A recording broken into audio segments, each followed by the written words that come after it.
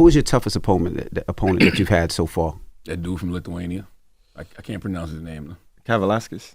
Whatever. Yeah. The one they say might have knocked you down. I don't know if he was a flip. Igas. Yeah. I would say the hardest fight in my career, it would have to be between Igas and Gamboa. Wow. Gamboa's feet was just so fast. And he was so small to where he was darting in and darting out, and he was hitting me and making me miss just by an inch. So it was kind of like I had to make certain adjustments, and he was making adjustments, and I was making adjustments, and it was just like it was a chess match, but it was a fast chess match, and he was getting the better of me because he was more experienced, but at the same time, he was more explosive. So I just had to, figure out the puzzle a little longer. We unpack. We unpack. Coming to you live, Boxingego unpack. Yeah. We unpack.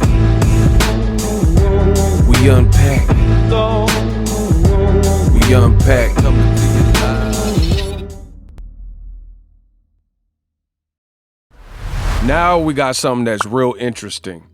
Terence Crawford recently, after the Errol Spence fight had already been signed and announced, admitted on radio live that his toughest fights were Yuriorkis Gamboa and Mean Machine. But now something has leaked and resurfaced. Find out what in this video. What up, Fight World? It's your boy Ego, and I'm back with some more boxing. Now, for the crybabies, the bud buddies, some people get mad like, hey, why are you saying this? Because I speak the truth. And at the end of the day, if you're not here for the truth, then you're not a fan of my channel. You're not a fan of me. So scram. This was sent to me by my dude, Nando Dixon. And y'all must have forgot. Like, you heard the clip at the beginning. That was a recent interview where Terence Crawford was being asked by Charlemagne what his toughest fight was career-wise. He says Gamboa, and he also says Mean Machine. And they were saying something like, hey, Mean Machine's the guy that dropped you.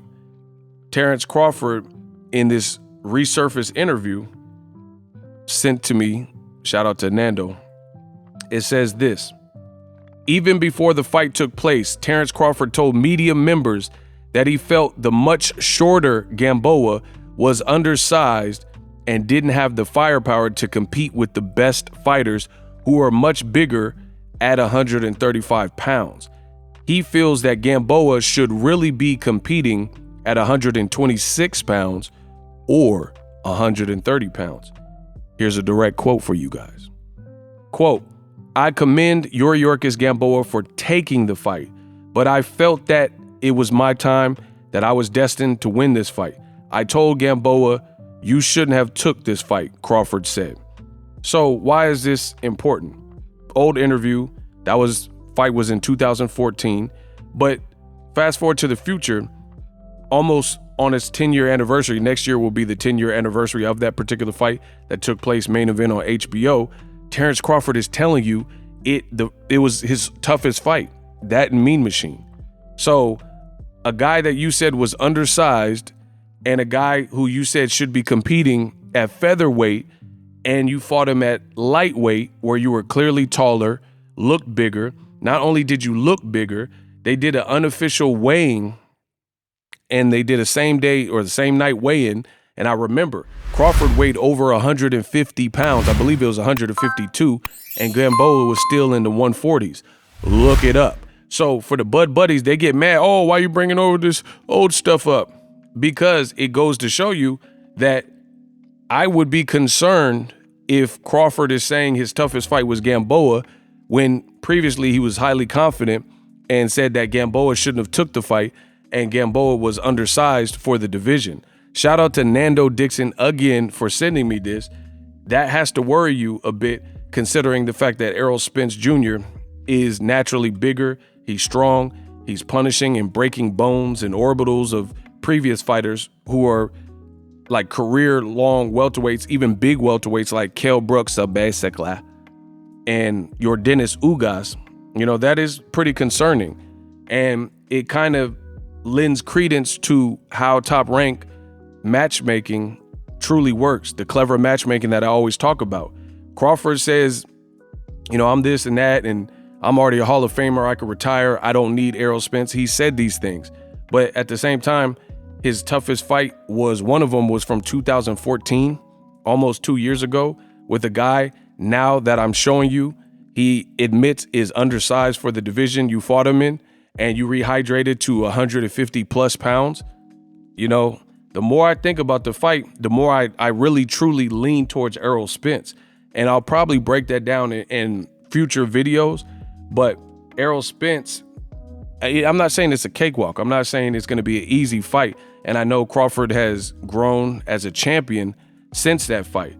But the more I keep thinking about it and I hear what Crawford has said and things like the contradictions and the things to me that don't quite add up, it just makes me lean towards Errol Spence. Again, he's naturally bigger. There's a saying where a great little man loses to a good big man, things like that. And here's the thing is Errol Spence could very well be great.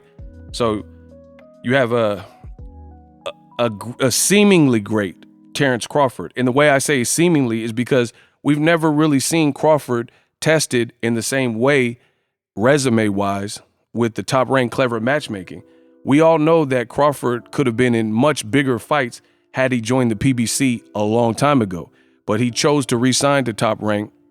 And it's funny because the Bud Buddies, Terence Crawford, his team, they seem to get mad if you question anything about Terence Crawford, including his resume, but it's hard not to question it if you look at the names when he fought them. And especially with things and interviews resurfacing like this, where he said that Gamboa shouldn't have fought me and he was undersized. Not to mention, it didn't age great, I would say, if you're saying Gamboa is truly a featherweight, fighting him at lightweight, rehydrating to 152 pounds, and then 9 years later, you're saying he's your toughest fight, and you were visibly hurt by Yuriorkis Gamboa. And you heard in the beginning where he was talking about Gamboa being the toughest fight, he was like, man, he was fast and it was hard to keep up with, and I just kept getting hit and I had to, try to adjust. So I don't know. July 29th, ultimately, that's what it's all about. But I want to give you guys food for thought. As far as the Bud Buddies that get bad, oh, you're hating and all that, prove me wrong. That's the only thing you could do. And if you don't do that, then in one ear and out the other. I didn't falsify quotes from Crawford. He said these things, and I'm analyzing them. Again, if you like it, you like it. If you don't, I don't really care, because the truth is the truth.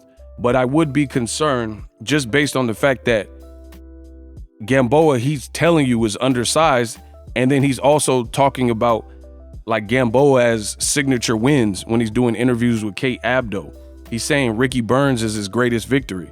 That just goes to show you that his resume doesn't really stack up, especially to Errol Spence Jr. But you guys let me know what you think. Drop your thoughts in the comment section. I'm the best in the business. Does this old resurface interview where he called Gamboa undersized and a featherweight, does that matter? We'll find out July 29th. You guys let me know, and I'm out. Introducing Super Thanks. Right here on the official Boxingego YouTube. Super Thanks allows you, the viewers, to show a little bit of extra gratitude, which enables me as a full-time content creator to push out the content you need in the world of boxing. Underneath all the videos, you will see a heart with a $sign in it. You can enter any amount that you find suitable as a super thanks. A brand new, interactive, and colorful way to get your comments highlighted and noticed by not only myself, but other people on the YouTube platform. Super thanks, a unique and cool way to show and applaud us full-time content creators. Hopefully you guys enjoy the content. Super thanks. The future is now. The Hibernation 5s by Kenichi Bear. Hybrid gaming and lifestyle headphones. Out of the box, you can connect to any console or PC. Bluetooth ready with a low latency USB adapter, color RGB, and extreme bass mode. The Hibernation 5s adjust to you. Whether you needed gaming, travel, gym, or lifestyle headphones, the Hibernations got you covered. The new Hibernation 5s, link in the description. Customize the way you hear the world. Welcome to the nation. Are you tired of your YouTube videos not getting any views? Well, consider TubeBuddy. I've used TubeBuddy for years to scale up my YouTube channel. Now we're sitting over 200,000 subscribers. TubeBuddy is a browser extension that offers a ton of built-in productivity and time-saving services to take your channel to the next level. Use my link in the description to get started with TubeBuddy and level up your channel faster. We working.